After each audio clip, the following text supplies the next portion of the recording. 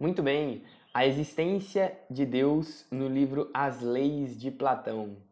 Eu me chamo Felipe Fornazieri, faço filosofia na PUC, em Maringá, e este foi o tema do meu TCC, do artigo filosófico que eu fiz, um tema que eu aprecio muito, que eu gosto muito, porque une a filosofia, claro, com a existência de Deus, com aquilo que está além, transcende-nos.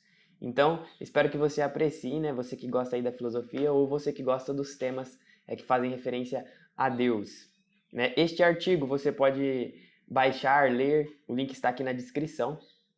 Ao longo deste vídeo nós vamos fazer uma exposição sobre o que está no artigo, né? O artigo é algo conciso, algo objetivo, então no artigo está muito claro, tem começo, meio e fim, tudo que está aqui é muito importante por ser também algo sintético. Então neste vídeo eu vou explicar bem o artigo, vou tratar bem sobre o tema, talvez falar uma coisinha ou outra a mais, e aí eu vou acompanhando e você também pode ir acompanhando aí pelo vídeo. Então espero que você aprecie. Este artigo teve a nota 10, dada pelos professores, pela banca examinadora, e na minha opinião, né, e para os examinadores também ficou então um artigo muito bom. Então espero que você aproveite aí o tema. Então já vamos direto lá ali para o resumo e já vamos fazer uma breve introdução, né, do que vamos tratar aqui. Nós sabemos que Platão, na segunda navegação, ele estabelece um marco basilar na filosofia. Né? O que é a primeira navegação? A primeira navegação trata de uma navegação que é feita através da força dos ventos. Então, se utilizava da força dos ventos, da força física, para mover o barco, para navegar.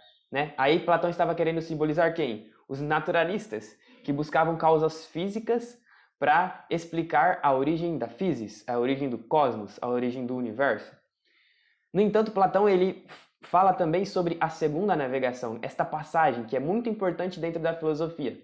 Na segunda navegação, Platão agora trata sobre não mais ventos físicos, mas sobre agora o homem com sua racionalidade, com seus remos, pode ele mesmo se mover, alçar voo, com suas próprias forças, pode ir além do físico, ir além da matéria. Por isso, na segunda navegação, Platão estabelece a passagem do sensível para o suprassensível. Então, não mais a matéria apenas, mas o que está além da matéria. E por isso que é um marco basilar dentro da filosofia. Por isso que é algo muito importante esta passagem.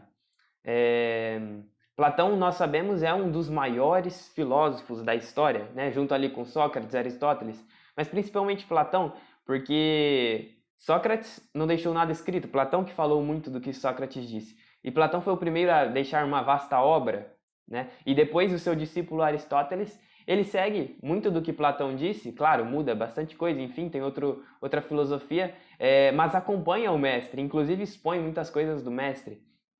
Então Platão ele é muito importante dentro da filosofia. Aquilo que ele disse é muito rico e, inclusive, até hoje, né, claro, nós ainda o estudamos e muito do que a filosofia posterior a ele realizou bebe dele, inclusive, né, o cristianismo, a filosofia árabe, muita gente ali bebe de Platão.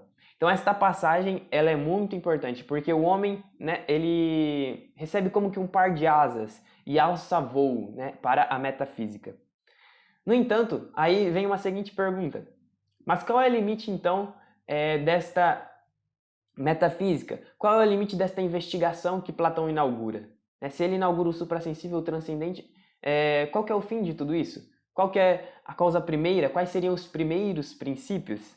A resposta então a esta questão ela pode ser buscada na própria obra de Platão, já que o próprio filósofo almeja, né, responder esta pergunta. O próprio Platão almeja responder quem é a causa primeira, quais são os princípios primeiros. E então, justamente por ter uma realidade, pelas coisas existirem, necessariamente tem que haver uma causa primeira. E é o próprio Platão que vai discorrer o pensamento em torno disso. Então, a realidade existe. Então, tem que haver uma causa primeira. Tem que haver um ser superior. Tem que haver algo onde tudo se inicia. Tem que haver este limite. Né? Ainda que não entendamos plenamente o que ele é. Nós sabemos que tem que haver algo ali. Então, eis, portanto, o assunto da nossa discussão neste presente artigo. Logo, o objeto de nossa investigação, ele se situa no âmbito da metafísica platônica, e a questão a ser respondida é a seguinte: qual a argumentação proposta por Platão para sustentar a existência de Deus?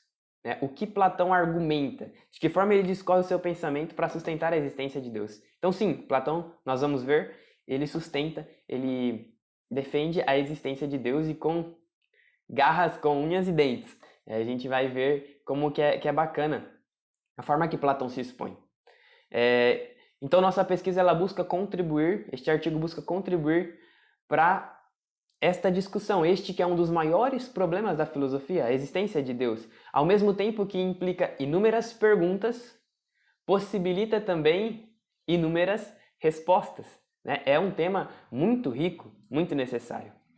Então, o método utilizado para nós realizarmos esta pesquisa, ele é essencialmente hermenêutico e analítico. Ou seja, vamos ler propriamente ali a obra de Platão, analisar o que ele está querendo dizer, já que o nosso intuito é compreender, então, na raiz ali, o pensamento platônico. E, especialmente, o pensamento platônico exposto no livro As Leis, e mais especificamente no capítulo 10 do livro As Leis. Então, olha, afunilamos bem, né? O livro As Leis é um dos últimos livros de Platão, o último livro, né? O último diálogo de Platão, na verdade. E então afunilamos bem ali para o capítulo 10. Já já eu explico por que deste livro, por que deste capítulo. Então, este artigo está estruturado em 3 partes. Na primeira, nós situamos em que âmbito se insere o pensamento do autor, né? Em que situação, que contexto histórico, o que está acontecendo ali para que o pensamento de Platão ali se desenvolva, por que ele faz assim, daquele jeito, enfim, temos que levar isso em consideração. Então, a saber, na crença da existência dos deuses provinda da cultura grega que Platão considera serem dignas de se crer, em função de sua antiguidade e das evidências presentes em todo o universo. Então, já para dar uma adiantada, esta primeira parte, Platão ele recebe toda uma cultura de crença na existência de deuses, de vários deuses. Então, Platão ele considera que é digno de se crer nestes deuses em função da antiguidade desta crença e também das evidências presentes em todo o universo. Então, 2 pontos aqui importantes para esta primeira parte. Logo mais nós trataremos mais afinco sobre isso. Então, com isso, surge a necessidade de todos crerem nesta verdade. Ou seja, na verdade, qual a verdade? A existência dos deuses.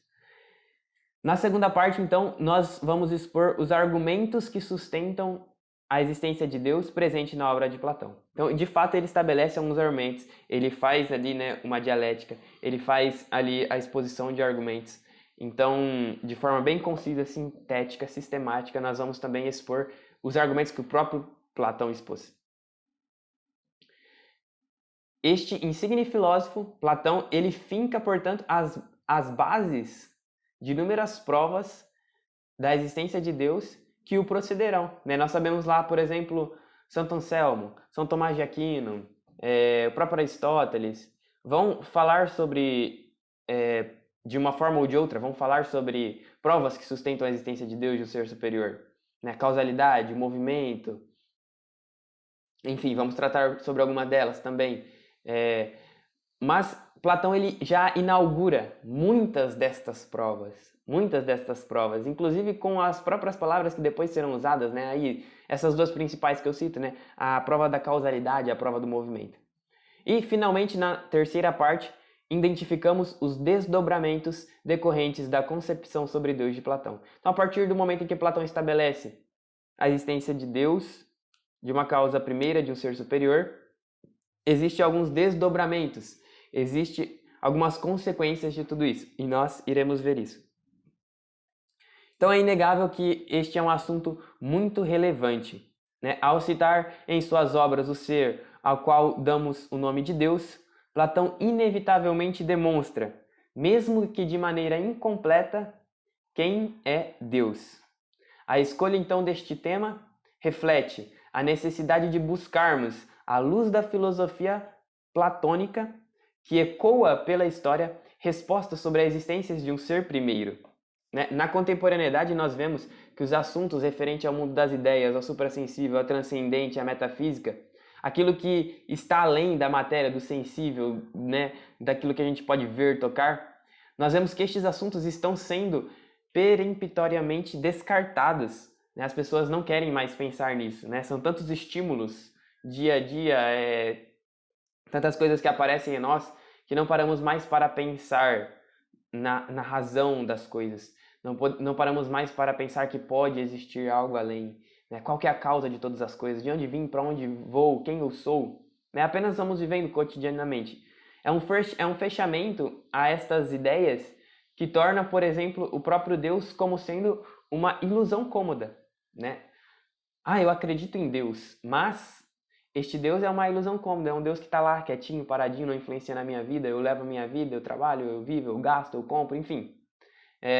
E é nesse sentido também que este artigo, que esta pesquisa de Platão, né, o próprio Platão vai mostrar isso, a importância de aquilo que nós cremos de fato ter impacto na nossa vida, né? Mudar quem somos, nos conformar à verdade e não apenas, né, ter a verdade como uma ilusão cômoda.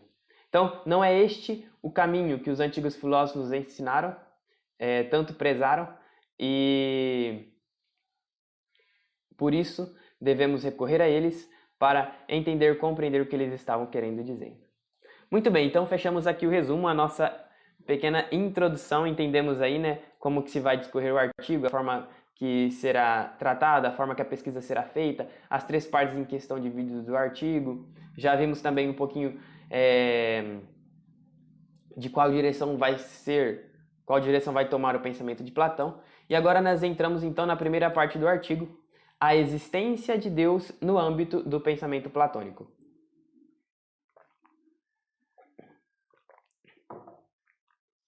Então, Platão ele propõe que aqueles que não creem nos deuses sejam encarcerados e levados a júri, e, se preciso, que suas vidas lhes sejam tiradas. A nós, 2.400 anos depois, causa-nos espanto uma afirmação deste caráter. Né? Platão propõe que as pessoas que não creem nos deuses sejam presas, e, se for necessário, né, chegar ao extremo, que sejam inclusive mortas. É muito radical. Causa então nos espanto uma afirmação deste caráter. No entanto, ao mesmo tempo emerge uma curiosidade apreensiva por compreender o que leva o grande Platão a essa afirmação. Já que Platão disse isso, tem uma curiosidade em nós, né? O que Platão, por que ele disse isso? Se ele disse isso, né, qual que é a importância de tudo isso? Então, nasce em nós já um questionamento, uma curiosidade e também já uma certa certeza de que nós encontraremos razões expressivas que devem ser exploradas. Aí uma frase do Alfred North, que ele fala sobre o próprio Platão, que a definição mais precisa da filosofia ocidental, de tudo aquilo que foi construído na filosofia ocidental, é a de que ela não passa de uma sucessão de notas de rodapé da obra de Platão. Tamanha a importância de Platão. Então, este tema da existência de Deus não passa também despercebido, é também muito importante. Então, nós sabemos que o problema de Deus ele perpassa todos os homens de todas as épocas, em todos os contextos. Todas as sociedades se questionaram sobre a existência de um ser superior, de uma causa primeira. Né? Então, um falava que era vários deuses, outro que era um deus, outro que era a água, que era a causa de tudo, fogo. Sempre o homem buscou dar causa à existência. Sempre o homem se esbarrou, né, em alguma coisa que esteja superior, que seja maior que o próprio homem. Então todos se questionaram sobre Deus. O homem se questiona sobre aquilo que está acima dos sentidos, né? O que, quem, de que forma. A racionalidade, a nossa capacidade de pensar, permite que nós levantemos estas questões sobre toda a ordem da existência.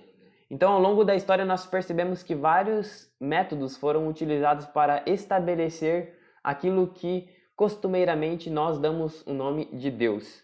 Né? Raciocínios repletos de esperança. Raciocínios que dão esperança as angústias do homem que questiona, né? O homem questiona, né? Eu estou aqui, eu estou vivo, eu existo, eu tenho capacidade de pensar. Então, quando começa a se raciocinar, começa a surgir em nós a esperança de que encontraremos resposta, encontraremos uma lógica. E na antiguidade, os mitos já possuíam então também o papel de dar significação prática à realidade. No entanto, estes mitos já não satisfaziam mais o pensamento filosófico que nascia entre os gregos e exigia uma fundamentação racional para a crença nos deuses, para a existência de um ser superior. Então, ainda que muitos filósofos neguem a existência de Deus, ainda que muita gente negue a existência de Deus, é inegável que, através da própria filosofia, que o ser humano ele sempre buscou demonstrar a existência de um ser superior. Afinal, a realidade exige essa discussão, sendo que Deus sempre vai ser objeto da filosofia, objeto de nossas indagações. Nós temos que nos questionar sobre isso, não tem para onde fugir, né? Como eu disse, repito, muito importante isso. A realidade exige essa discussão. Aquilo que nós vemos, constatamos como real, exige que nós façamos este tipo de questão, esse tipo de questionamento. O próprio Platão percebeu, então, o próprio Platão ele percebe a crença nos vários deuses como algo que fazia parte ali do âmbito mítico e começa a se questionar sobre isso. Então aqui já estamos tratando, né, ali o contexto do ambiente que Platão vivia, de que forma este ambiente influenciou no seu pensamento, qual a importância deste ambiente. Os deuses, eles possuíam um destaque muito grande na cultura grega, porque eles eram os responsáveis pelos diferentes movimentos da realidade. Eram os deuses que explicavam as causas físicas, os desastres naturais, vamos dizer assim, ou coisas simples mesmo, desde coisas grandes até coisas simples. Os deuses, eles tinham papel em tudo, né? O deus do mar, o deus do sol, enfim, vários deuses. A mitologia grega, né? São as divindades, então, que davam direção ao povo grego.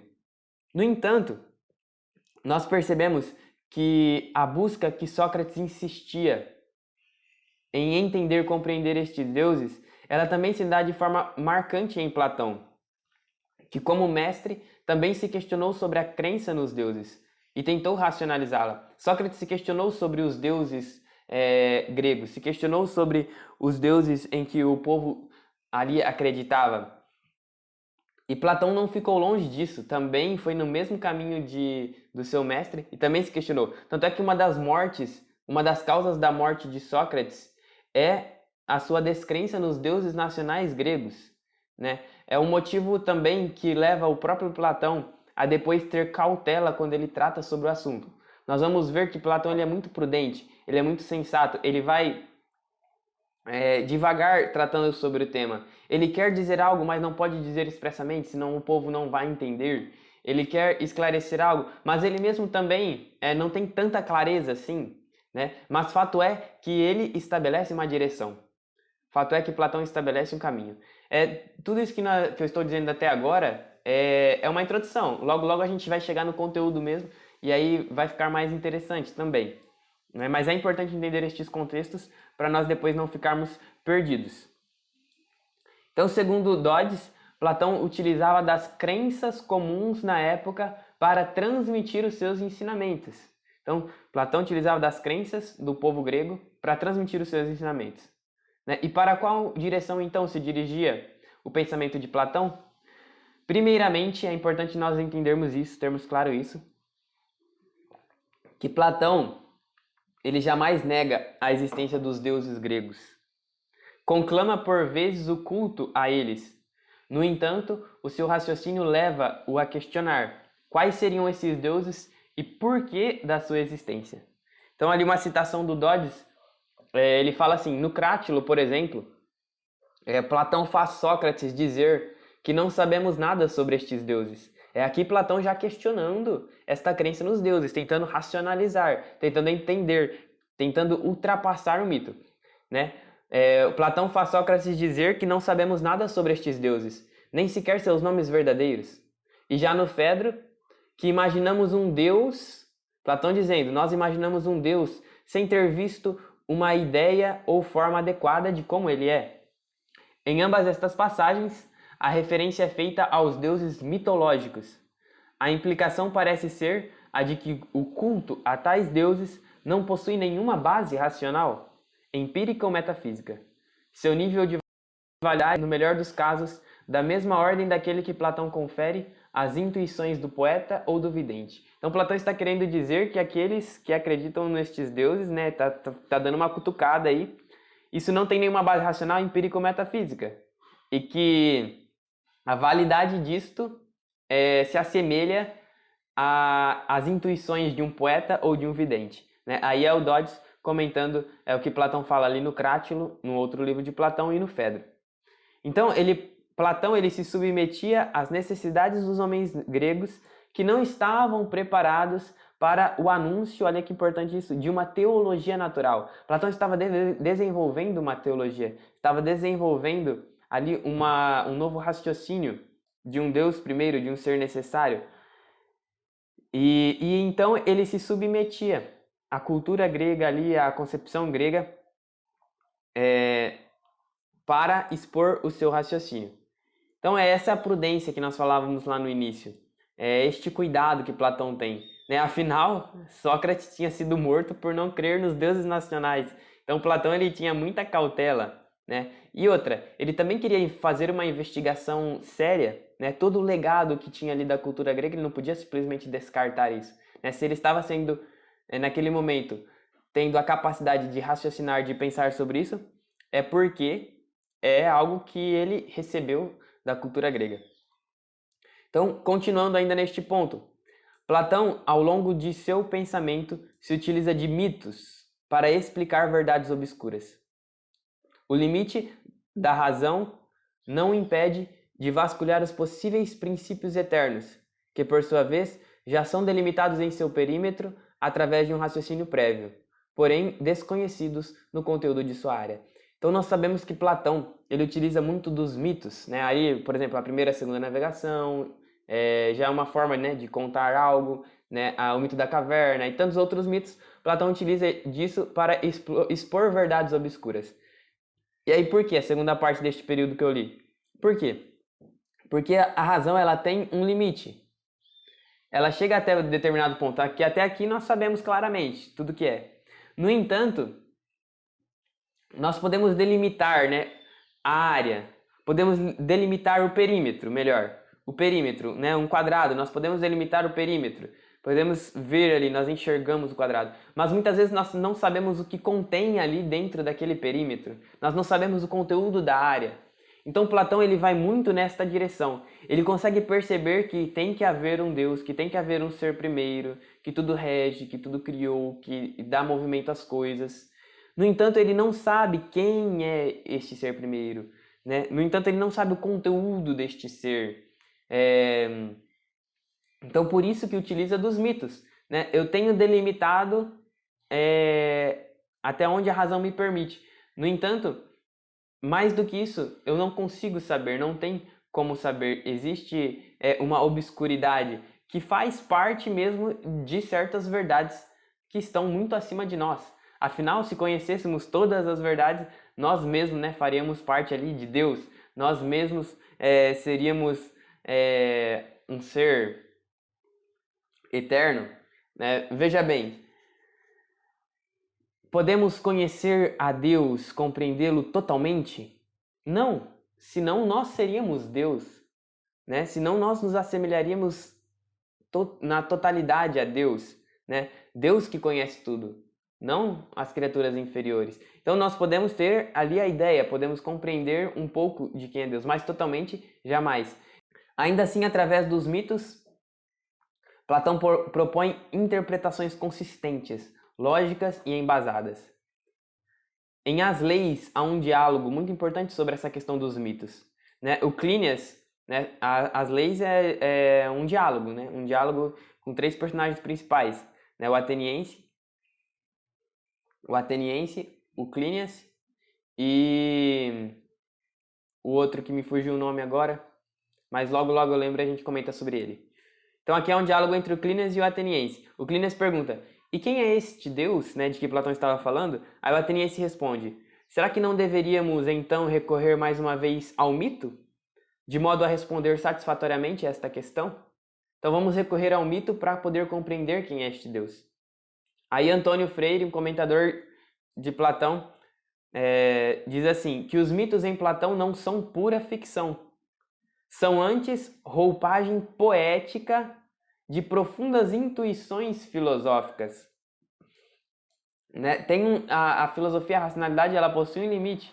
E aí entra, por exemplo, depois o mito, a poesia, que tentam nos mostrar, nos dar através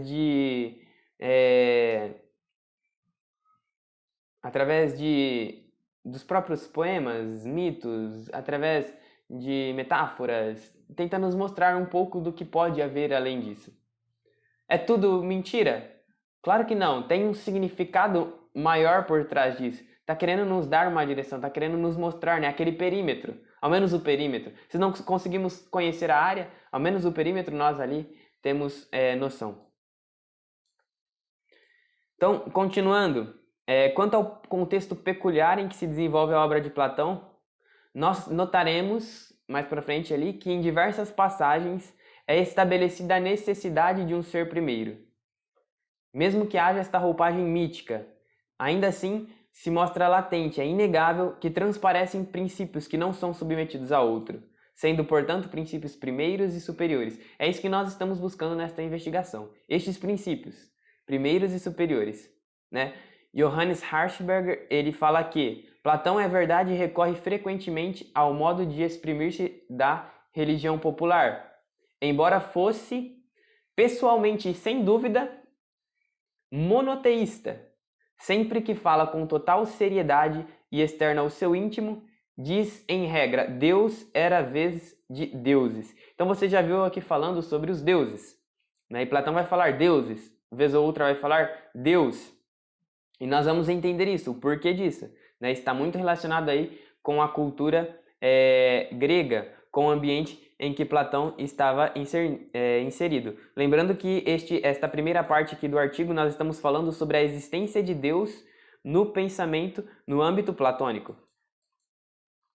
Então, continuando mais um pouquinho, de forma semelhante, o próprio Antônio Freire novamente afirma que, por religiosidade atávica, procurou manter os deuses tradicionais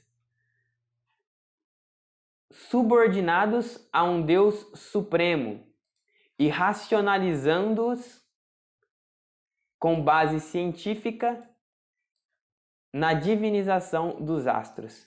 Então, Platão ele procura manter os deuses tradicionais subordinados a um Deus supremo e racionalizando com base científica na divinização dos astros. É um ponto que eu não vou entrar aqui no artigo que Platão trata, mas através da constância dos astros, né, do Sol que sempre está ali, né, de algo constante, desta perenidade, desta, entre aspas, eternidade, desta constância.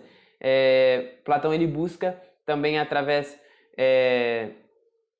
das estrelas, dos astros, principalmente desta constância, desta... Não ia entrar aqui, mas já entrando um pouco, né, porque não tratamos sobre isso no artigo, mas nós percebemos que a astrologia ela nos ajuda a demonstrar que existem certas constâncias nas coisas, existem uma certa direção, um certo movimento que é constante. E isto, simbolicamente, nos mostra a constância que deve haver na ordem do universo, a constância que deve haver na necessidade de um ser superior. Deve haver um ser que ele é bem definido, bem desenvolvido. Deve haver um Deus que tem essas propriedades que, por exemplo, nós podemos ver, né, novamente, simbolicamente, nos astros. Nesta constância, por exemplo. Então, esta concepção, quando Platão ele subordina os vários deuses gregos a um Deus supremo, ela é nomeada de enoteísmo, né? É um termo para especificar, para explicar esta concepção de Platão esta nova teoria que Platão está inaugurando. Muito importante, claro. Então, o Werner Jaeger fala o seguinte, que o Estado é uma posição do Jaeger que é muito importante e que vem corrobora para esta concepção de Platão. Ele fala assim, que o Estado era a forma social que a tradição histórica do povo grego oferecia a Platão, para que nela gravasse aquela ideia. Ao infundir, porém, a sua nova ideia de Deus como medida de todas as coisas, transmutava-o de organização terrena local e temporal em reino ideal de Deus, tão universal como o seu símbolo, os astros divinos animados. Os seus corpos cintilantes são as imagens dos deuses, que o platonismo substitui às figuras dos deuses do Olimpo. E esses deuses não estão confinados e estreitos em templos erguidos pela mão do homem. Ao contrário, a sua luz brilha sobre todos os povos da terra, anunciando o Deus supremo e invisível. Aqui um pouco ainda nesta direção, da simbologia dos astros, da divinização dos astros, que anunciam, olha como o Jaeger coloca, que anunciam o Deus Uno, Supremo e Invisível. Estes astros que anunciam o Deus Uno, Supremo e Invisível. No decorrer deste artigo, então, fechando este parênteses aqui, no decorrer deste artigo, então, esta tensão entre o politeísmo grego e um monoteísmo inédito, que Platão inaugura, um monoteísmo inédito, ficará clara. Ainda assim, é inegável o posicionamento de Platão, que não pode contradizer a lógica de seu raciocínio. Então nós vamos ver várias vezes esta tensão entre os deuses gregos e o único Deus. Mas nós vamos entender isso, compreender isso. Então, ao se referir à divindade, Platão ele utiliza a palavra theon, Deus, algo peculiar diante do pensamento, por exemplo, que ele expõe em outros diálogos, quanto à doutrina do Demiurgo, presente, por exemplo, no Timeu. Não somente as afirmações de Platão nos levam à conclusão que na fase final de seu pensamento é estabelecido um único Deus, como sendo superior a todas as coisas, mas também as doutrinas não escritas confirmam então esta predileção decorrente do desenvolvimento do pensamento do autor.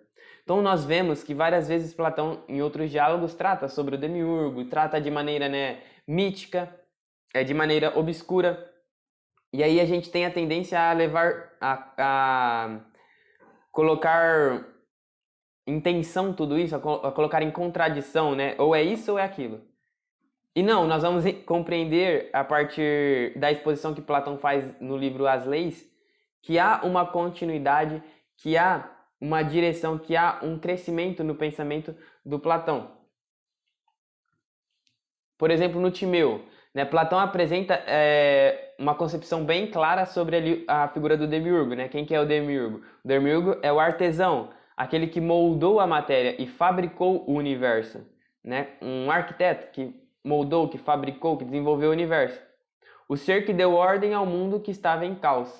Então quem que seria este Demiurgo? O único Deus, que no próprio Timeu Platão vai falar um pouco sobre, usando esse termo Deus, mas também, especialmente ali nas leis, isso vai ficar mais claro.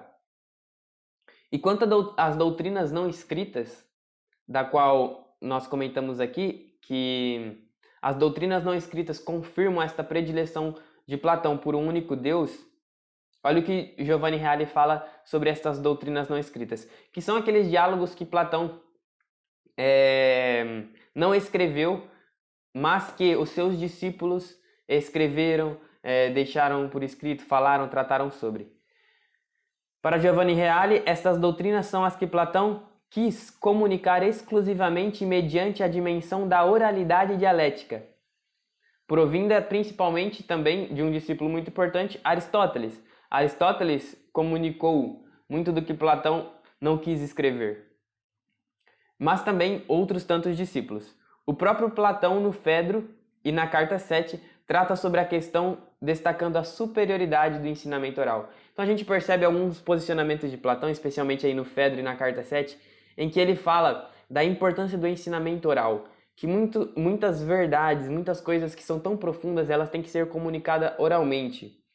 E o próprio Platão fala que algumas coisas ele não vai escrever sobre, ele só vai ensinar oralmente.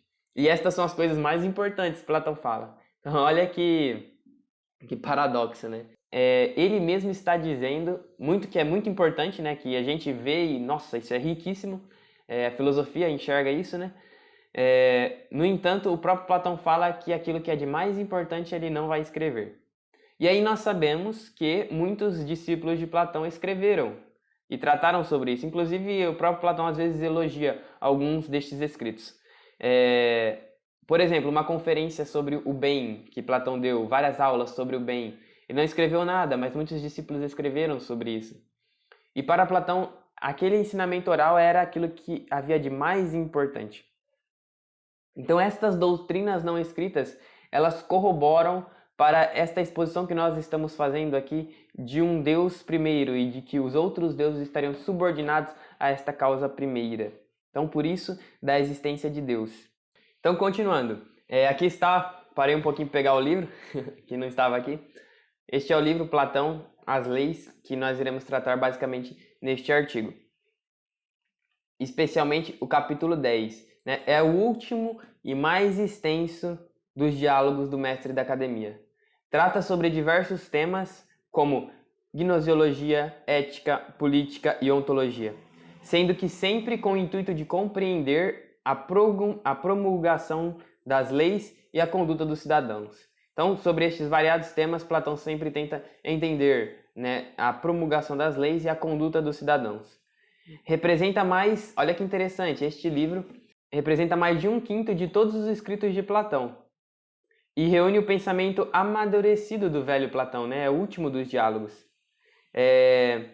Muito do que está escrito em As Leis obriga os pesquisadores a revisitar o pensamento platônico, estudando exaustivamente nos diálogos menores. Então, quem que são os interlocutores? Agora sim, Clínias, Mégilo e o ateniense, né, que é o personagem principal.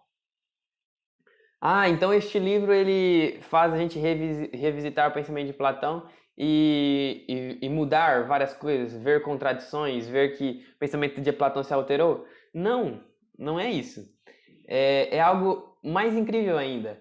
Este livro ele vem complementando, ele esclarece muito daquilo que Platão expôs nos diálogos menores. Então não é algo que vem contradizer, que vem mudar, que vem alterar, não. Ele vem complementar, vem esclarecer. Porque como nós já vimos, né, Platão ele utiliza muitas vezes de mitos, né? E isso às vezes deixa as coisas meio obscurecidas para nós. Mas aqui temos mais uma obra de Platão que nos ajuda a compreender tudo isso. Não vai ficar claro 100%, óbvio, novamente. Né? Até porque, como já vimos, não tem como esclarecer certas verdades em todo o seu conteúdo. Mas, no entanto, Platão dá uma direção muito interessante. Então, e por que nós estamos utilizando este livro? Justamente por este pensamento amadurecido e, sobretudo, porque no capítulo 10 deste livro, um capítulo que pode ser nomeado com o seguinte título: As Leis Referentes à Impiedade. Por quê? Porque neste capítulo 10, Platão trata, né, em seu cerne, neste capítulo, acerca daqueles que não acreditam nos deuses. Então, a impiedade é o quê? Não ter piedade, não acreditar nos deuses. Então, ele trata basicamente sobre isso, as leis que fazem referência à impiedade. O intuito deste capítulo, então, é a promulgação de leis, apesar que cerca de 5 ou 6 páginas, Platão ele fecha o assunto das leis neste capítulo e todo o resto é apenas para falar sobre a impiedade, falar sobre Deus, enfim. Continuando, tal discurso é sumamente importante para entendermos a posição de Platão quanto ao objeto de pesquisa deste artigo. Novamente, uma citação de Johannes Harshberg afirma que Deus não é para Platão apenas objeto de fé. Olha que interessante isso. Platão vai tratar desta forma, né, sobre Deus. Não é apenas objeto de fé. Tal concepção é ainda estranha ao homem antigo. A existência de Deus é, para Platão, antes objeto da ciência. Então não é apenas objeto de fé, mas é objeto da própria ciência. Este capítulo 10 tem cerca de 40 páginas, o capítulo 10 dos livros As Leis. E trata então sobre a impiedade. E é apenas nas 4, 5 últimas páginas que Platão ele faz propriamente esta promulgação das leis. Porque isso não é o mais importante, ele não quer... Platão não quer focar nisso. Ele quer mais, claro, falar então sobre a existência de Deus. Na página 295 de As Leis, Platão ele fala assim quanto aos assuntos divinos. A despeito dos assuntos humanos serem indignos de serem levados muito a sério, né? Os assuntos humanos são indignos, não devem ser levados muito a sério. Nós somos compelidos a levá-los a sério. Ainda assim, nós somos chamados a levar os assuntos humanos, as coisas deste mundo a sério. O que constitui o nosso infortúnio? O que quero dizer é que deve-se levar a sério as coisas sérias e não ninharias. E que o objetivo realmente digno de todo esforço sério e abençoado é, por natureza, a divindade. Então as coisas humanas elas não devem ser levadas muito a sério. Aquilo que deve ser levado a sério são as coisas divinas. Estes são os assuntos que devem ser levados a sério. Platão está dizendo isso. E Aristóteles também vai nessa mesma direção, né? Daí uma citação de Aristóteles. Olha o que ele fala. Não devemos seguir os que aconselham a ocupar-nos com coisas humanas, visto que somos homens, e com coisas mortais, visto que somos mortais. Mas, na medida em que isso for possível, procuremos nos tornar imortais para viver de acordo com o que há de melhor em nós. Na mesma direção de Platão, Aristóteles faz esta mesma afirmação. Não é porque somos humanos que nós devemos nos preocupar com as coisas mortais. Mas nós, na medida do possível, devemos buscar aquilo que é imortal. Aquelas coisas que estão além de nós. Por quê? Porque devemos viver segundo a parte que há de melhor em nós, né? O homem não é só mortal. O homem ele tem esta característica imortal. E o próprio Platão, depois a gente vai ver, ele fala um pouco sobre isso também. E nós então devemos nos preocupar com aquilo que há de melhor em nós, Aristóteles dizendo. Então, logo no início do capítulo 10 do livro As Leis, numa das primeiras afirmações, Platão pede aos deuses que o ajudem a provar a existência destes mesmos deuses. Um pedido que é feito com fervor e igualmente com indignação, já que é um pesar para ele ter que demonstrar a existência do óbvio. Então é um diálogo. Então Platão vai dialogando ali, é o ateniense, né, que é o personagem principal, dialoga com Crátilo, e o ateniense diz que é um pesar, que é difícil, que é com indignação que ele vai demonstrar a existência dos deuses. Por quê? Porque isso é algo óbvio, isso é algo que todos deveriam perceber, mas que agora ele tem que tratar sobre isso. Então é difícil para ele. E aí, né, a afirmação, a frase de Platão, do ateniense, o ateniense diz assim: e se em algum momento tínhamos que invocar a ajuda da divindade, esta é a hora de fazê-lo. Que os deuses sejam invocados com todo zelo para auxiliarem na demonstração de sua própria existência. Né? Aqui a gente fala assim, ó, que os deuses sejam invocados com todo zelo. Na tradução em grego, direto do grego, essa tradução ela preza pelo termo de um único Deus, né? Coloca Deus no singular. Aqui na tradução em português, né, da editora da Edipro, aqui neste trecho está também que os deuses sejam invocados. Mas é sempre a gente sempre estar atento aos termos que Platão usa. E depois também vai ficar mais fácil quando nós entendermos essa diferenciação entre Deus e os deuses. Qual intenção, né, que Platão está querendo utilizar? Com qual intenção? Então, sempre que vai falar de coisas importantes, Platão usa prioritariamente Deus. E, sobretudo, o raciocínio que Platão irá fazer né, a trajetória do raciocínio dele vai comprovar realmente um único Deus. Por exemplo, também, no livro As Leis, né, bem no comecinho do livro mesmo, não no capítulo 10, no comecinho do livro, tem o seguinte diálogo entre Ateniense e Euclínides. O Ateniense pergunta: a quem atribuis, estrangeiro, a quem atribuis, estrangeiro, a autoria de vossas disposições legais? A quem atribui as leis?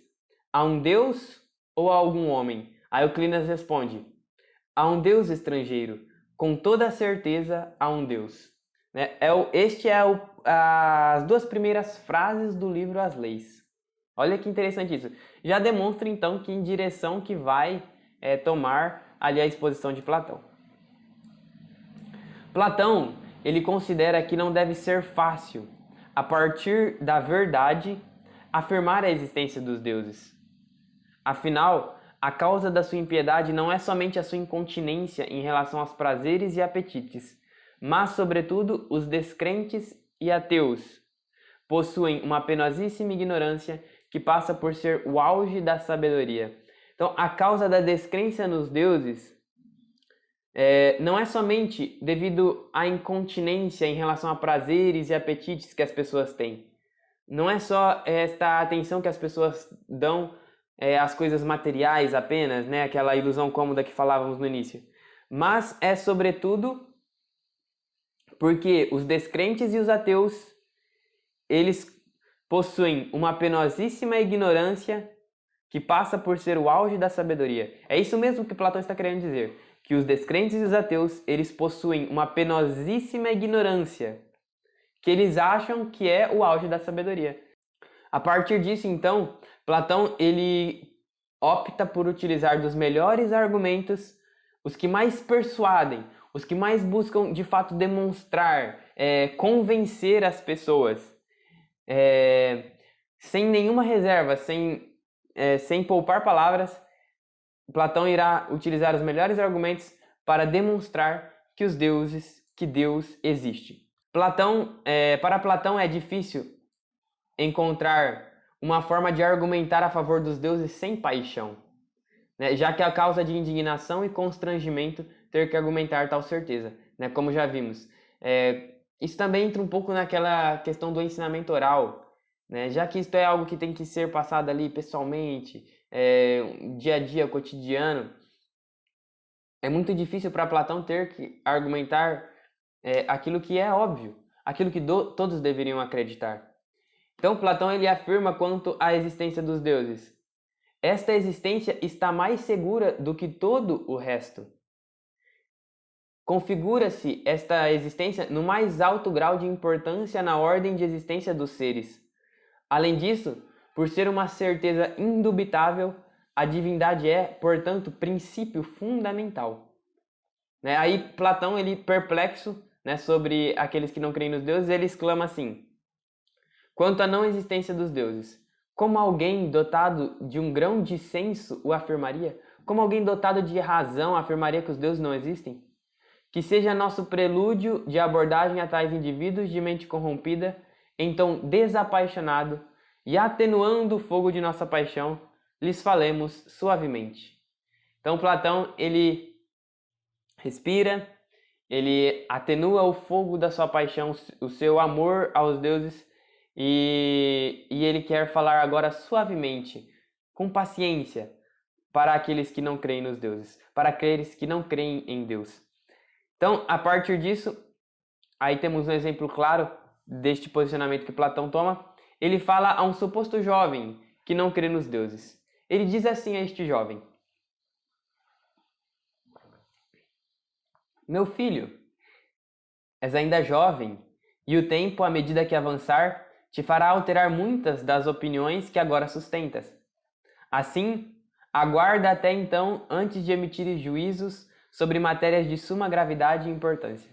E destas, a mais grave de todas, né? Meu jovem, aguarda, meu filho, aguarda, para que quando tu cresceres, quando estiver mais atento às coisas, para que você possa emitir juízos sobre isto que é tão grave, tão importante, que você faça juízos realmente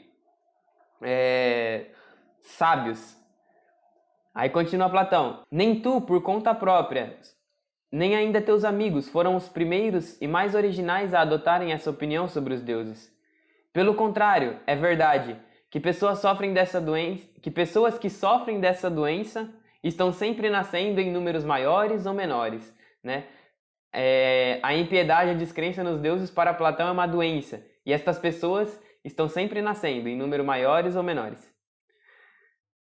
Se dirigindo ainda ao jovem, para que formes uma doutrina a respeito deles, que se fosse para provar o mais verdadeiro, se queres seguir o meu conselho, espera, considerando por enquanto o peso da tua afirmação, bem como o da tua negação. E neste interim, neste meio, não ouse incorrer em culpa de impiedade relativamente aos deuses. Então Platão pede para o jovem ficar calmo, não emitir nenhum juízo, tanto de afirmação como de negação por enquanto. Considera o peso das suas afirmações, considera os conselhos, e ao longo deste processo aí de discernimento, que o jovem não ouse incorrer em nenhuma causa de impiedade, que ele não peque contra os deuses. É isso que Platão está querendo dizer. Encerrando então este capítulo, né, em que âmbito se situa ali a existência de Deus ali no pensamento platônico, encerrando esta primeira parte, diante então da necessidade de defender a existência dos deuses frente à disseminação de doutrinas contrárias, se faz necessário o desenvolvimento de uma legislação inteligente. Platão vai nesta direção, né? Para defender os deuses é necessário então uma criação de uma legislação inteligente. Dessa maneira, o maior dos obtusos, Platão chama de obtusos, de não conseguem entender aqueles que não creem nos deuses. O maior dos obtusos poderá consultá-la, esta legislação, examiná-la, né, pois o conteúdo desta legislação permanecerá inalterável. Platão ele quer formular então uma legislação que fale sobre a existência dos deuses, para que ninguém mais, nem o maior dos obtusos, possa questionar. Por quê? Porque aquela legislação vai estar clara e ela não vai ser alterada. É notável, então, que no contexto de Platão havia pouquíssimo ateísmo. Porém, já insurgia indivíduos que questionavam a crença nos deuses. E é por causa deles e da possibilidade de difusão dessas ideias que há a preocupação por esclarecer e ratificar esta que é para Platão a maior das verdades, né? Lembra que falamos sobre isso? A existência dos deuses, ela é indubitável, é a maior das verdades. Nos tempos atuais, a fé não praticada e o ateísmo se mostram preponderantes. Para Platão, isso seria causa de preocupação extrema e deveria ser combatido. Platão busca combater aqueles que não creem nos deuses, né? Como nós já vimos, que sejam presos, inclusive que sejam mortos. Platão é radical, bem radical, e a gente vai entender mais sobre isso. Por isso, em As Leis, Platão já conclamava a ninguém de se abster de fazer as suas contribuições na argumentação a favor dos deuses, e que essa seja com todas as forças. Então aqui encerramos esta primeira parte deste artigo. Então a segunda parte do nosso artigo, argumentos que sustentam a existência de Deus, no livro As Leis. Qual que é a exposição que Platão irá fazer? Então, o 10º livro das Leis, ele se desenvolverá a partir de 3 sentenças principais que buscam explicar a causa da impiedade. Então, são elas. A primeira, não acreditar de fato na existência dos deuses. Então, uma causa de impiedade é não acreditar de fato na existência dos deuses. A segunda, não acreditar que os deuses se importam com os assuntos humanos. E a terceira, acreditar que os deuses podem ser subornados através de oferendas e orações. Então, a partir dessas 3 causas de impiedade, Platão vai discorrer o seu pensamento, a sua argumentação quanto à existência dos deuses.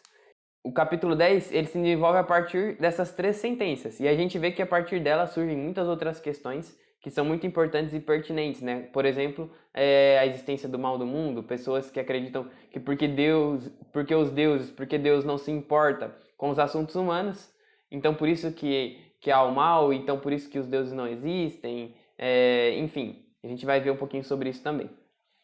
Para provar então a existência dos deuses, Platão parte da afirmação daqueles que estabelecem a água, o fogo, a terra e o ar como elementos primários, e a alma, por exemplo, como sendo um produto posterior. Então aqui já tratando sobre a primeira causa de impiedade, que é não acreditar de fato na existência dos deuses. Então tem pessoas que tratam as causas materiais, aí, né, se dirigindo claramente aos filósofos naturalistas, tratam as causas materiais como sendo anteriores a todas as coisas, como sendo elementos primários. E na verdade, estes não são os elementos primários. Estas causas materiais não são.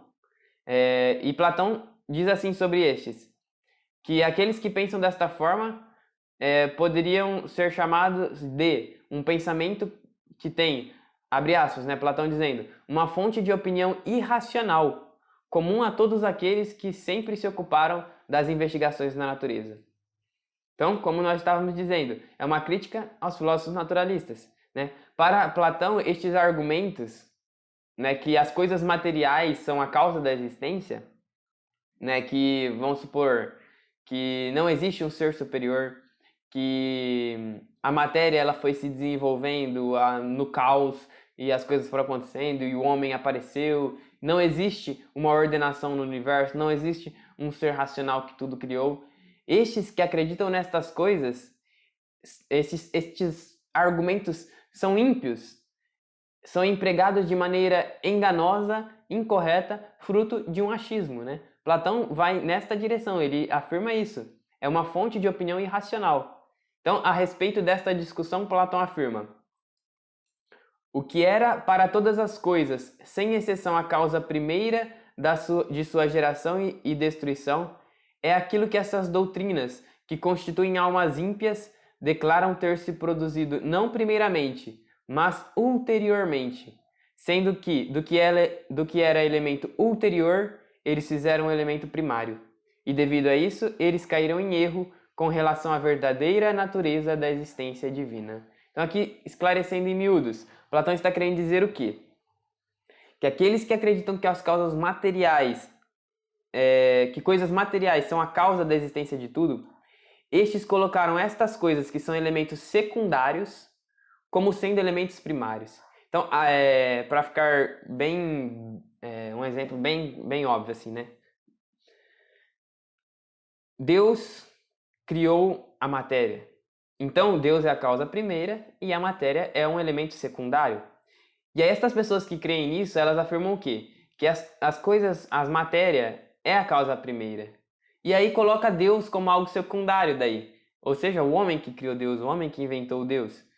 Ou aqui, no caso, no exemplo que Platão está dando, o homem possui alma. Então, a alma é algo secundário, é algo que está depois da matéria, é algo que veio depois. Então, por isso que estes colocam como elemento ulterior, eles colocam como elemento primário. Essa é a crítica que Platão está fazendo. E devido a isso, eles caem em erro com relação à verdadeira natureza da existência divina. Então é uma linguagem ali que está tratando sobre os naturalistas, mas que é claramente trazida para o nosso tempo. Né? Quando se nega a existência de Deus, tende-se a se colocar a matéria como o motivo das coisas terem surgido. Né? Tudo estava, matéria foi ordenando, surgiu o Big Bang, as coisas foram se desenvolvendo, o homem surgiu. Então a matéria ela foi se desenvolvendo e aí Platão vai dizer que este elemento que é secundário se tornou o primário. Então, para Platão só pode existir uma causa primeira, sendo o contrário inconcebível, sobre o risco de contradição e erro. Aqueles que não creem em um ser divino colocam como causa primeira aquilo que é causa segunda, isto é, a matéria. A natureza do ser divino, ou então na tradução, né, Platão dizendo, a substância do ser divino é a alma, considerada por aqueles que Platão critica como sendo posterior aos supostos elementos materiais originários. Ao contrário deles, afirma Platão, que assim como a alma é anterior ao corpo, assim também deverão ser as coisas que têm afinidade com a alma, necessariamente anteriores, do ponto de vista da origem, às coisas que se referem ao corpo. Para Platão, então, provar o primado da alma sobre a matéria é assumir a primazia de Deus. Então, as coisas que têm afinidade com a alma, as coisas que se assemelham a Deus, elas são anteriores à matéria. A matéria provém disso tudo. A substância do ser divino, Platão está falando que é a alma, aquilo que é mais íntimo, a essência, a substância. E o homem também possui esta alma. Então, não é a matéria que surge primeiro e depois a alma. Não vamos adentrar muito aqui neste ponto sobre a alma, porque não é o foco. Vamos mais sobre a argumentação mesmo que Platão utiliza para a existência de Deus. Senão a gente ia ter que explicar aqui bastante coisa sobre a alma, sobre essa diferenciação aí, sobre o que é a alma, enfim, e não é o foco. As expressões então que Platão utiliza, causa primeira e elemento primário, na exposição do próprio Platão, apontam para uma ordem na existência e também a elucidação de um ser originante. Então, quando Platão fala elemento primário, causa primeira, então isso é inegável. Nós já estamos percebendo que tem que haver uma ordem na existência, que tem que haver um ser originante. Desde já indicam uma teoria da causalidade que o próprio Platão irá tratar de certa forma no decorrer do diálogo. Com o intuito de provar que a alma é anterior ao corpo, Platão então ele descreve 10 tipos de movimento dos corpos. No entanto, apenas um lhe interessa, o 10º. O último dos movimentos na ordem investigativa de Platão é, na verdade, o primeiro na ordem ontológica. Dele provém todo movimento e toda transformação de tudo que existe. Todos os outros movimentos são secundários, sendo, portanto, infinitamente inferior ao movimento que é capaz de mover a si mesmo e aos demais, sem ser movido por outrem. Então aqui o que Platão está querendo dizer? Para demonstrar esta necessidade de uma causa primeira, de um elemento primário, Platão ele descreve 10 tipos de movimentos que há no mundo. Movimentos dos corpos mesmo. O movimento de mover, eu movi este copo aqui. Vai falando sobre vários tipos de movimentos que há no mundo. Mas, no entanto, apenas um movimento interessa a Platão, que é o primeiro na ordem ontológica. Na ordem da existência das coisas, dos seres, este é o primeiro movimento. Que é aqui, quem que é? A causa primeira, um ser originante, Deus. Dele provém tudo o que existe. Todos os outros movimentos são secundários a este. Todos os outros movimentos, resta tudo secundário a este primeiro, sendo, portanto, infinitamente inferior a este movimento primeiro, que é capaz de mover a si e aos demais sem ser movido por outrem. Aqui está a diferença do primeiro movimento para os outros. Para o filósofo, os movimentos que movem e são movidos são causas secundárias, enquanto o movimento primário é a fonte de toda a transformação e de todo o movimento de tudo que realmente existe, sendo, portanto, este primeiro movimento infinitamente superior aos demais e que todos estes lhes são secundários. Então, que movimento é este, que Platão está falando? Este movimento é Deus. Nós damos o nome a este movimento de Deus. Move sem ser movido. Todos os outros movimentos só existem por causa deste primeiro.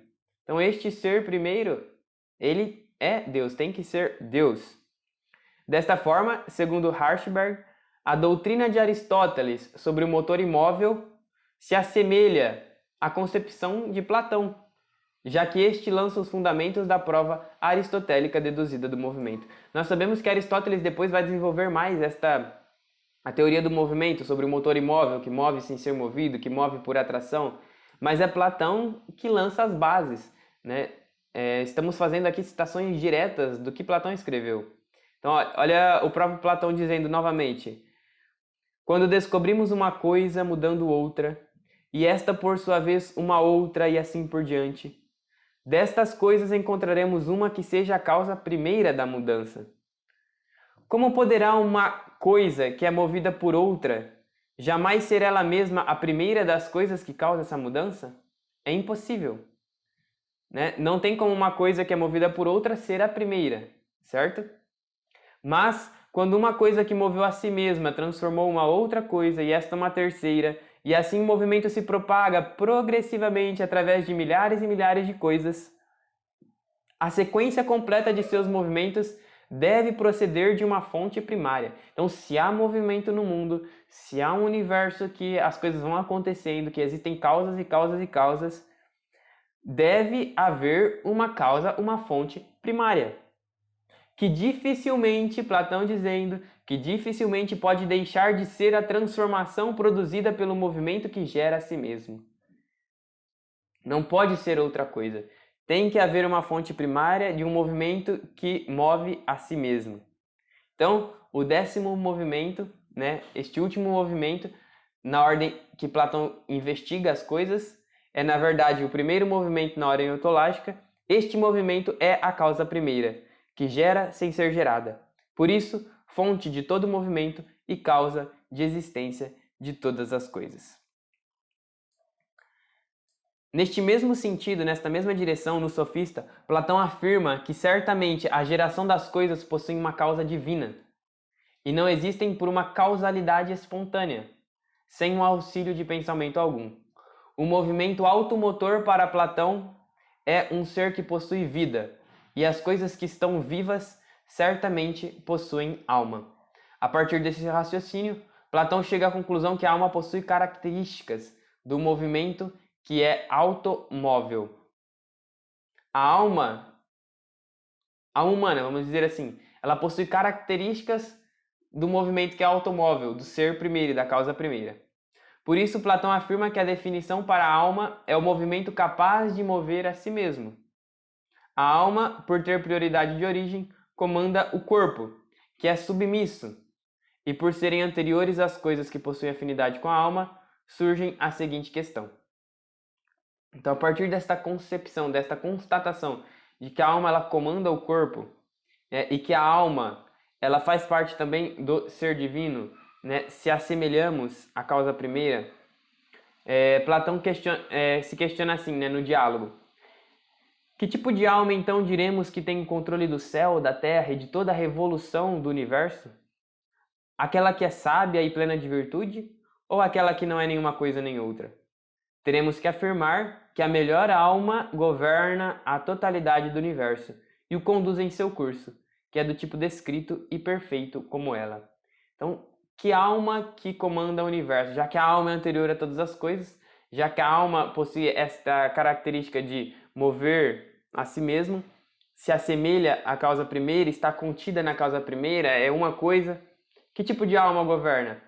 Aí Platão vai responder a melhor das almas, a alma mais sábia, mais inteligente, é o próprio Deus. Nas leis, Platão busca compreender que alma é esta que tudo governa. Por isso ele sempre trata em terceira pessoa, o Deus, né? Platão sempre fala assim, o Deus, um Deus, a divindade. Né? Ele não sabe que alma é essa, ele não sabe que Deus é esse, mas ele compreende a necessidade de sua existência e pressupõe, imagina, constata a necessidade de alguns de seus atributos. Como, por exemplo, né, alguns atributos que Platão constata que esta alma tem que ter, que este Deus tem que ter. Né? A necessidade da existência, a primazia na ordem dos seres, a eternidade e também a bondade, a justiça. São atributos que este Deus, que esta alma que tudo governa, que tudo criou, que tudo ordena, são atributos que esta alma tem que ter. A questão a que Platão se propõe, ela é de altíssimo nível. E o próprio Platão reconhece isso, né? É algo muito grandioso investigar quem é Deus. Né? A partir do momento que estabelece a existência deste ser, entender quem é este Deus. É algo muito grandioso. E o próprio Platão reconhece isso. Então, olha o que ele fala. Não é possível olhar diretamente para o sol, como se com olhos mortais pudéssemos jamais contemplar a razão e conhecê-la completamente. Não é possível, olha como Platão é poético, como ele é, nas palavras, né, muito sábio. Não é possível olhar para o sol e compreender, né, diretamente o que é o sol, compreender a razão, compreender completamente o que é o sol. O modo mais seguro de contemplar o objeto que concerne a nossa questão é olhar uma imagem dele. não é possível conhecer a Deus plenamente, por isso nós olhamos uma imagem deste Deus. Olha como Platão ele é sábio, ele é prudente. A razão a que Platão se refere é a razão divina, da alma que tudo impulsiona. A ela todos deverão encará-la, Platão dizendo, todos deverão encará-la, esta razão que nós devemos contemplar como um Deus. Ao menos todos aqueles que não atingiram o derradeiro grau da loucura. Aqueles que olham esta razão e não enxergam Deus, estes atingiram o grau da loucura. Diante disso, convida aqueles que não creem nos deuses a aceitar o seu argumento ou refutá-los. Aí um diálogo também bem bacana entre o ateniense e Clínias. O ateniense fala o seguinte: será possível encontrar alguém que admita essa causalidade e todavia negue que tudo está repleto de deuses? Aí Clínias responde: não há estrangeiro, alguém que chegue a tal ponto de irracionalidade. É o ateniense: vamos então estabelecer termos apropriados para aquele que até agora se nega a crer nos deuses.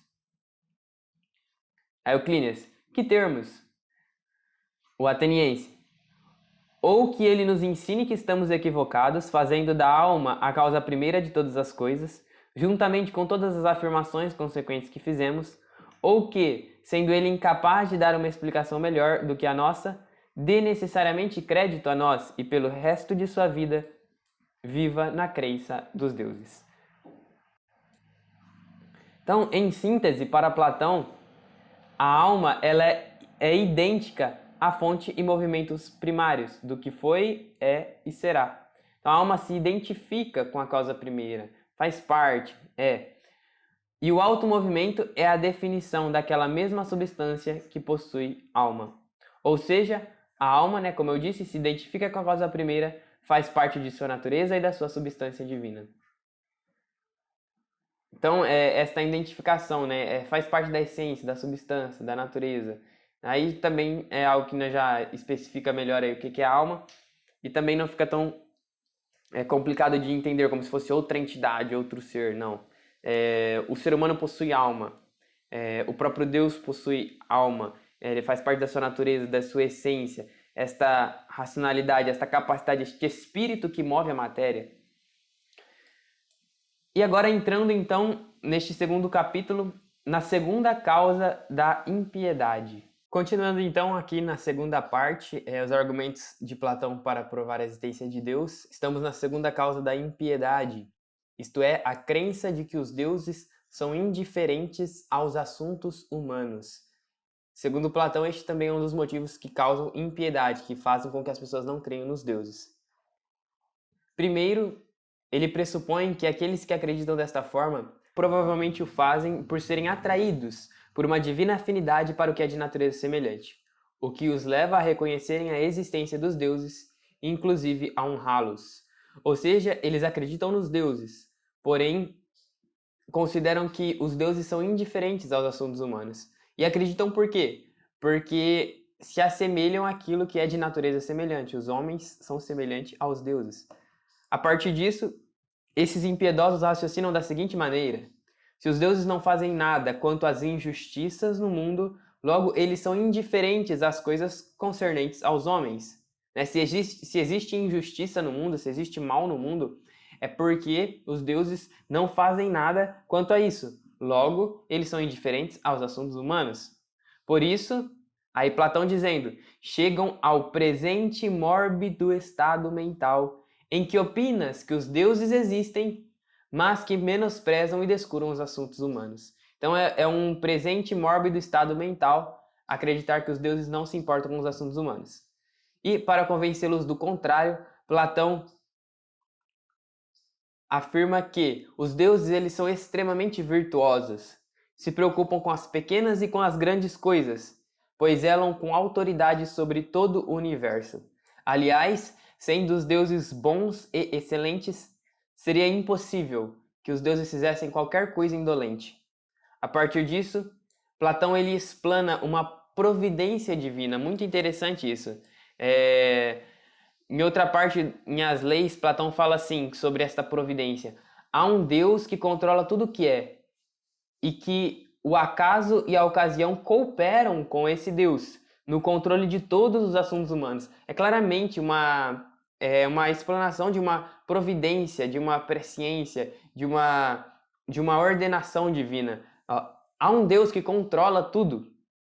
O acaso e a ocasião cooperam com este Deus no controle de todos os assuntos humanos. É Platão dizendo isso.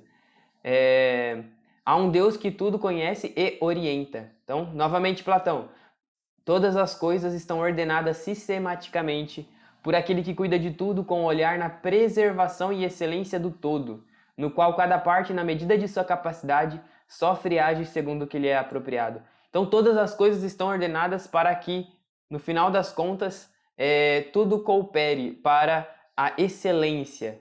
Tudo coopere e aconteça de forma que seja apropriado.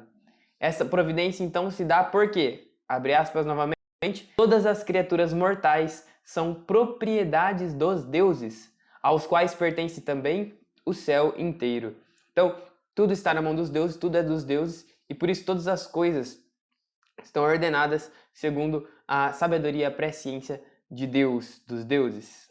De Deus, né? Percebem, né, que a tensão ainda prevalece. Uma hora Platão usa Deus, outra hora deuses, mas é muito importante a gente ter aquela noção, né, da causa primeira, do movimento primeiro, da causalidade. É necessário um ser primeiro, ser superior, dessa concepção enoteísta, né, que Platão tenta explicar a existência de Deus a partir ali da cultura grega. E aí Platão usa como um exemplo para explicar mais sobre isso. Se um bom artesão, segundo Platão, apenas com uma única arte é capaz de cuidar de tarefas que lhe cabem de forma perfeita e esmerada, sejam elas grandes ou pequenas, quanto mais a divindade, que é sobremaneira sábia, cuidará de todas as coisas. Né? Também neste assunto tão importante, Platão prefere utilizar o singular de um Deus. E é do raciocínio, então, da providência divina que Platão assegura que não é de Deus que o mal provém, né? Aquele assunto importante que citamos, mas de outra coisa que o próprio Platão não esclarece, ele não compreende de onde que o mal provém, por que existe mal, mas percebe que tudo isso tem como finalidade algo conforme a vontade dos deuses, uma ordenação que é para o bem de todos. É sobre a alma, então, que recai a responsabilidade de ser virtuoso, né? Pois conforme a inclinação de nossos desejos e a natureza de nossas almas, cada um de nós, via de regra, adquire a qualidade correspondente. Então, é sobre o ser humano, sobre a alma, que está à disposição para nós sermos maus ou bons. Contudo, os deuses geraram as almas, e essas, apesar de não serem eternas, são indestrutíveis, né? Muito interessante esta parte quando Platão fala sobre isso.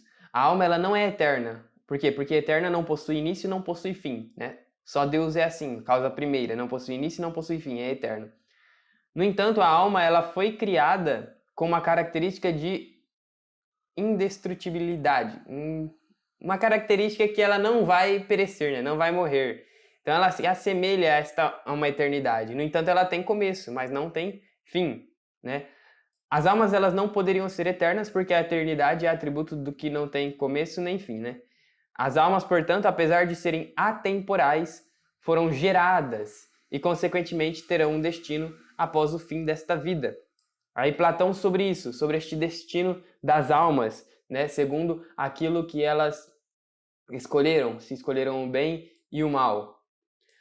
Quando a transformação, mudança for acentuada e inclinada para a grande iniquidade, ou seja, quando a alma ela for má, os seres se moverão rumo às profundezas e às chamadas regiões inferiores, em relação às quais, sob o nome de Hades e outros semelhantes, os seres humanos são assombrados pelas imagens mais aterradoras, tanto enquanto vivos como quando dissociados de seus corpos.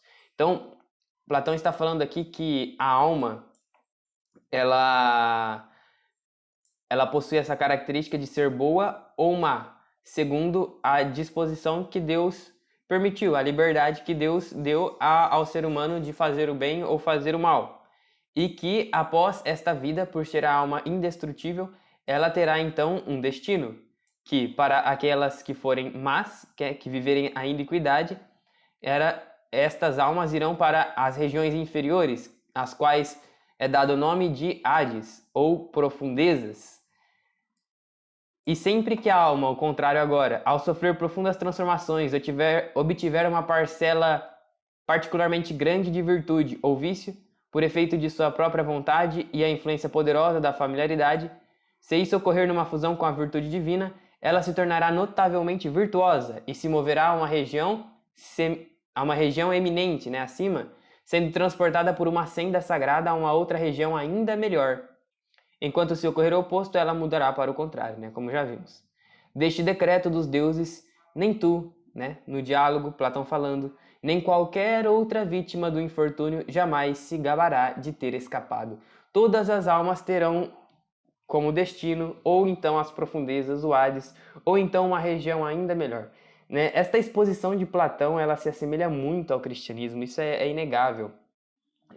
Tanta questão sobre Deus, sobre esta causa primeira, sobre esse Deus que é bondade, que é justiça, este Deus existe uma providência divina, este Deus que dá a liberdade, e também ali o destino das almas após esta vida, se é as profundezas ou se é uma região semelhante, aí a gente claramente atribui, se é o inferno ou se é ou se é o céu, se é estar com Deus, o que é o céu? É estar com Deus, uma região ainda melhor, transportada a uma senda sagrada, uma fusão com a virtude divina. Então, toda uma linguagem aqui muito semelhante com a concepção cristã sobre a existência, sobre a alma, sobre o céu, sobre o inferno. Apesar de Platão não apontar a origem do mal e a razão dele existir, é certo então que o mal não impera sobre o bem, já que Deus, Platão falando, já que Deus, observando tudo isso, concebeu uma posição para cada uma das partes de modo a assegurar a vitória da virtude no todo e a derrota do mal a mais fácil e a mais completa possível. Olha só a clareza de Platão e como que isso também se assemelha mais ainda ao cristianismo. A vitória da virtude sobre o mal, a vitória mais completa e fácil possível. Isso já está certo. Neste sentido, de forma prática, cabe, portanto, a cada homem discernir qual caminho trilhar, sendo que a consequência é estar com as almas boas ou estar com as almas más após a passagem desta vida. No Fédon, Platão afirma, neste mesmo sentido, que a alma que se assemelha à pureza, à bondade, ela se dirige para o que é invisível, para o que é divino, imortal e sábio, para a posse da felicidade, onde não haverá males, enquanto a alma impura, poluída, repleta de prazeres, será atraída para o Hades. No Fédon, Platão ele trata sobre este assunto, sobre o destino da alma. Para Platão, diante da existência do mal, muitas vezes aqueles que se tornaram grandes afortunados neste mundo, à custa de impiedades e outros crimes, são vistos pelos descrentes como reflexo da negligência dos deuses. Aqui um exemplo que Platão está dando. A gente vê pessoas que foram injustas, que foram impiedosas, que cometeram crimes, mas se tornaram afortunadas, adquiriram riqueza, adquiriram bens. Estas pessoas muitas vezes são vistas pelos descrentes como sendo um dos motivos, como sendo reflexo, melhor, da negligência dos deuses. No entanto, apesar de tudo isso, segundo Platão, estas pessoas desconhecem a contribuição dos maus ao todo. Por fim, já encerrando esta segunda parte, a terceira causa da impiedade, bem sintético, Platão trata sobre ela. Esta causa, como já dissemos, se refere à crença de que os deuses são passíveis de suborno mediante oferendas. Esta crença também é tida como uma posição inadmissível e, como tal, merece ser refutada, assim afirma Platão. Platão é objetivo, então, quanto a esta terceira causa e rechaça quem considera que os deuses poderiam se curvar a algum presente humano. Na verdade, não há nada que os homens possam dar aos deuses que os seduziriam, afinal eles são superiores a qualquer coisa humana e são sumamente justos. Para encerrar então este capítulo, Platão ele considera que este prelúdio feito às leis referente à impiedade foi muito útil, né? Os argumentos que ele utilizou foram muito necessários, ainda que modestos, ainda que ele tratou de forma rápida, né? Como nós falamos, são 40 páginas do livro do capítulo 10. Então é muito pouco para Platão tratar sobre esse assunto, né? Ainda que modesto, então, Platão ele considera que foi provado plenamente que os deuses existem, que se importam com assuntos humanos, que não podem ser seduzidos a fim de transgredir a justiça. Então, a partir destes argumentos apresentados por Platão, nós vamos falar, né, no próximo tópico sobre os desdobramentos de seu pensamento. Então, a terceira parte deste nosso artigo é os desdobramentos decorrentes da concepção sobre Deus de Platão.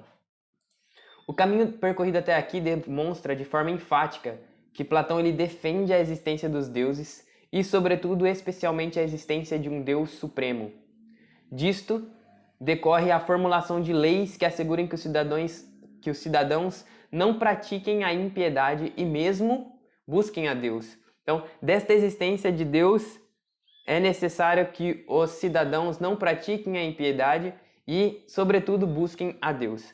Por isso, Platão ele afirma: após o prelúdio, seria lógico que nós estabelecêssemos uma fórmula que explicitasse o sentido de nossas leis, um anúncio a todos os ímpios, para que abandonassem as suas sendas a favor dos caminhos dos piedosos. Então agora, nesta terceira parte, nós vamos ver as implicações e, portanto, algumas leis que Platão estabelece quanto à impiedade, com a intenção de que os impiedosos abandonem a sua impiedade e se unam aos piedosos, caminhem com os piedosos. Diante disso, é redigida pelo ateniense a lei referente à impiedade, que dentre tantos pontos estabelece, né, uma parte da lei ali, dentre tantos pontos, estabelece que qualquer um que vir alguém cometer impiedade, quer por palavras ou por ações, deve imediatamente levar o fato aos magistrados, para que esses levem o acusado à corte para ser julgado. Se o magistrado se omitir, ele mesmo pode ser acusado de impiedade. A partir de então, se alguém for condenado, a corte estabelecerá uma penalidade para cada ato de impiedade, para cada ato independente de impiedade. O aprisionamento será aplicado em todos os casos. Então, todos aqueles que cometerem ato de impiedade serão presos. Isso já está certo para Platão. E aí são 3 as prisões do Estado, onde serão detidos os impiedosos, sendo que para cada uma das 3 causas contra os deuses há 2 formas de impiedade, totalizando 6 tipos de atos que devem ser punidos pelo Estado através das leis. Então são 3 as causas de impiedades. A partir dessas 3 causas podem ter 6 atos de impiedade. Platão ele não vai esclarecer muito quais seriam essas causas, quais seriam estes atos. Ele vai citar 2 ou 3, como veremos agora, mas ele não esclarece bem, ele passa muito rápido por isso, como dissemos. São 4 ou 5 as páginas finais deste capítulo 10, já que não é a preocupação primeira do Platão, ele quer falar mesmo sobre defender, né, a existência dos deuses.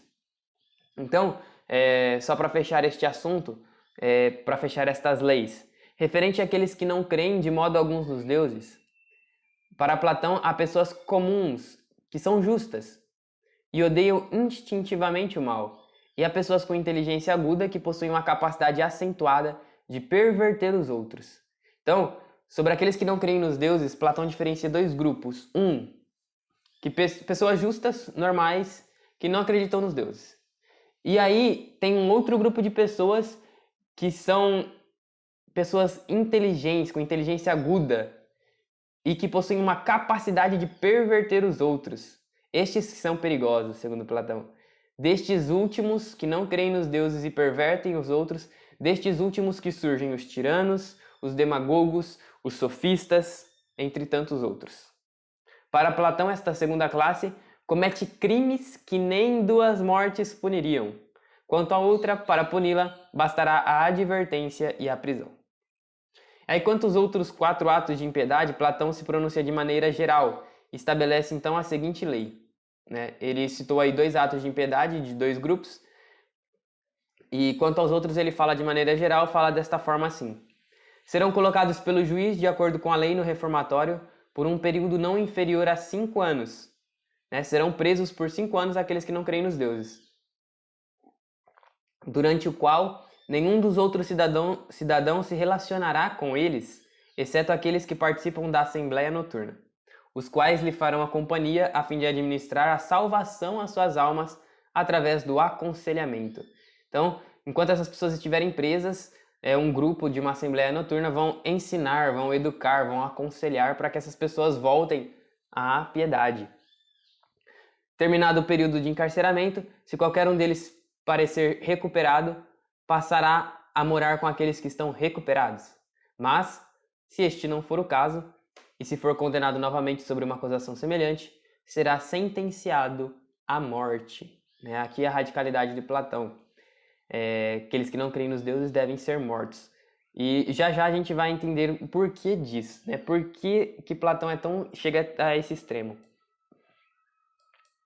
Todo o livro 10 se desenvolve a partir da concepção de Platão de que a existência de Deus ela é fundamental para a vida do ser humano no Estado, para a vida do ser humano e para a vida do Estado.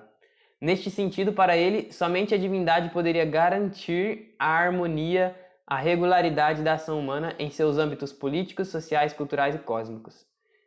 É por isso que a impiedade e o não respeito à lei equivalem-se. Né? Olha aonde que Platão eleva o seu pensamento. Né? Para que o Estado, para que o ser humano ele viva bem, viva em harmonia, viva de forma regular, é necessário que a divindade ela esteja presente na vida do homem e na vida do Estado. Então, por isso que não respeitar a lei e praticar a impiedade são atos equivalentes. Ninguém que acredite, como é prescrito pela lei, na existência dos deuses, jamais cometeu uma ação ímpia voluntariamente ou proferiu uma palavra criminosa. Se alguém acredita na existência dos deuses, esta pessoa nunca cometeu um ato ímpio. Por quê? Porque se ela conforma a sua vida à virtude, ao bem, aos deuses, logo ela não vai ter atos de impiedade. Então, segundo Luc Brisson, ao cidadão das leis, né, falando sobre aquilo que Platão está exposto, aos cidadãos das leis, basta levantar a cabeça para se convencer da existência dos deuses e para ser persuadido de que o mundo não está abandonado ao acaso e que o estabelecimento de leis permite, na sociedade, o advento de uma ordem que reproduz no universo e principalmente no céu. Olha que legal esta afirmação aqui do Luc Brisson. A sociedade, o mundo não está abandonado ao acaso. E esta ordem que há no Estado, que há na sociedade, ela reproduz a que se manifesta no universo e principalmente no céu. Então, para Platão, é um perigo o ateísmo, pois é da indiferença para com os deuses que surgem os males que prejudicam os homens. Logo, acreditar nos deuses implica em considerar que pertencemos a eles, né? Somos propriedades dos deuses, como o próprio Platão fala. E devemos viver de forma que nossas vidas se assemelhem à dos deuses. Então, continuando algo que Platão, o ser humano foi fabricado, como dissemos antes, para ser um brinquedo da divindade, consistindo nisto efetivamente sua melhor parte, ser brinquedo da divindade, né? Isto é a melhor parte. Isso aqui me lembra muito, né? Eu sou católico, isso me lembra muito de Santa Teresinha, né? Querendo ser um brinquedo nas mãos de Deus. Partindo daí, portanto, digo que todo homem, Platão dizendo, e toda mulher devem percorrer todo o curso de sua existência desempenhando este papel. Qual o papel? O papel de ser brinquedo da divindade, de ser de Deus. Ou seja, o papel de buscar as coisas sérias, isto é, os assuntos divinos. É neste sentido, então, que o comentador, Giovanni Reale, grande Giovanni Reale, reúne diversas passagens da obra de Platão para demonstrar o quanto o homem deve se assemelhar a Deus, imitando na justiça, na virtude, na santidade e na sabedoria divina.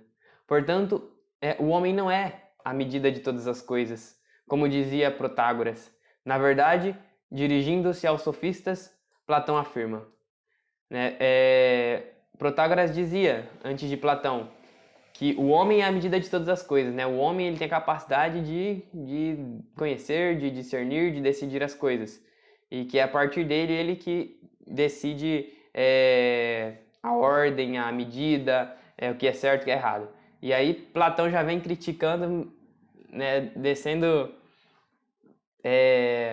o couro ali no Protágoras e fala que não, que aos nossos olhos a divindade será a medida de todas as coisas, no mais alto grau, um grau muito mais alto do que aquele em que está qualquer ser humano, do qual eles, né, ali o Protágoras, os sofistas, falam.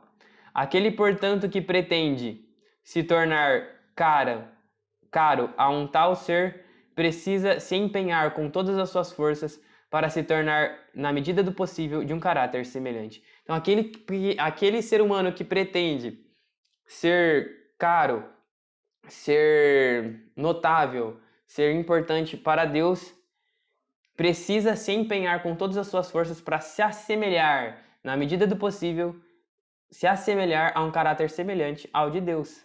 É muito legal, muito bacana isso que Platão está dizendo. Então, a lei severa, esta radicalidade de Platão no livro 10, ela pode então ser entendida a partir do momento que nós compreendemos a gravidade do assunto, a gravidade de não crer em Deus, a gravidade da onde iremos chegar se não acreditarmos em Deus, né? Aos atos de impiedade, a maldade, a injustiça, a indiferença. Não se trata então, aparentemente, né, segundo Platão, de uma simples liberdade religiosa, né? Não é algo, não tem mais liberdade religiosa, você não pode crer no que você quiser, você tem que crer neste Deus. Não é isso que Platão está querendo dizer. Não é uma simples liberdade religiosa, mas é uma ameaça grave à sociedade, à impiedade. É uma ameaça grave ao bom senso, à vida humana, à verdade. Por isso que Platão ele é tão firme, ele é tão duro com o que ele está dizendo.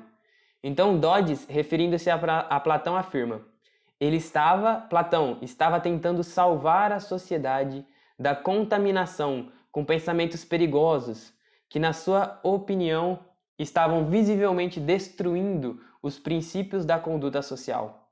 Por isso, orienta Platão que o que deve pensar todo homem, né? Por isso, para que não se caia nessa impiedade, nesta vida má, Platão orienta que o que deve pensar todo homem é estar entre aqueles que seguem na trilha do Deus. Todo homem deve caminhar na trilha do Deus, né? Que Deus? Quem é este Deus? Sabe que existe um Deus, né? Mas não conhece de fato lá totalmente este Deus. É depois, mais para frente, com a revelação divina, com o cristianismo, com Jesus Cristo, aí nós vamos compreendendo um pouco deste Deus. E aí outra citação de Platão: de todas as regras é a mais nobre e a mais verdadeira, a saber, que se dedicar ao sacrifício e à comunhão dos deuses continuamente, por intermédio de orações, oferendas e devoções de toda a espécie, constitui algo sumamente belo, bom e útil para a vida feliz, sendo também soberanamente adequado ao homem bom. Olha que orientação de Platão, né? Para rezarmos, para oferecermos oferendas, devoções de toda espécie, pois isso corresponde ao homem bom.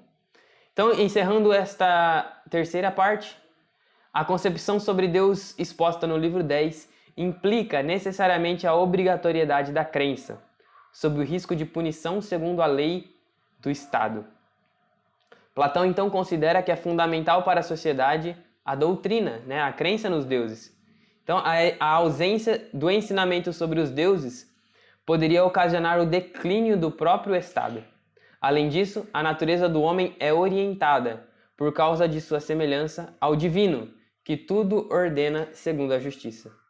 O mal, portanto, apesar de existir, não triunfa sobre o bem. Cabe a cada homem orientar sua alma para a vida virtuosa, boa e justa, de forma que após essa vida se reúna com seus semelhantes. É inaceitável, então, para Platão a descrença nos deuses, e é necessária a existência de um Deus supremo. E aí fechamos, então, esta terceira parte, que fala sobre as concepções decorrentes do pensamento de Platão, né? O que implica acreditar ou não acreditar nos deuses. Então vamos agora para as considerações finais, já fechando então este tema. Então, explicitar a existência de um Deus supremo na estrutura do pensamento metafísico platônico, a fim de estabelecer um fundamento necessário da realidade, foi o objetivo basilar deste artigo, né? A existência de Deus está presente ali no pensamento metafísico platônico, é necessário, como já vimos, né? Tantas citações, tanta argumentação defendendo uma causa primeira, um ser primeiro, um Deus virtuoso, bom, justo, que possui uma alma, né, que tudo ordena, que possui uma providência, enfim. Tudo isso é necessário dentro do pensamento metafísico platônico. E é algo basilar, então, dentro da filosofia de Platão. Ao identificarmos em que contexto o diálogo platônico está inserido, compreendemos de que forma Platão lida com as peculiaridades da cultura grega, né? A primeira parte, entendemos um pouco ali da cultura grega, da influência de todo o politeísmo grego e de que forma que as verdades eternas ultrapassam esta concepção mítica dos gregos. É notório, então, que uma obra esotérica destinada ao grande público, Platão, nela, tem a diligência em tratar assuntos elevados, capazes de transformar a vida individual e, em grande escala, o Estado em si. Então, apesar de ser uma obra esotérica, com X, né, que é destinada ao público geral e não aos seus discípulos próximos ali, que Platão escreve dessas duas formas, é notório perceber que Platão ele tenta, né, expor ali uma doutrina, expor uma crença em um Deus superior, que é algo que vai impactar muito a vida do cidadão, né, de um cidadão que acreditava em vários deuses e também do próprio Estado. Por isso, desta prudência de Platão quando trata sobre Deus, sobre os deuses.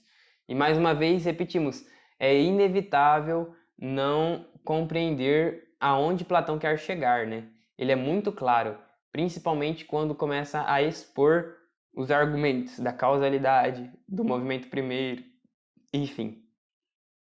Atento à delicadeza do assunto, Platão se preocupou em reforçar a doutrina antiga dos deuses e tudo mais que expôs quanto aos princípios eternos. Além disso,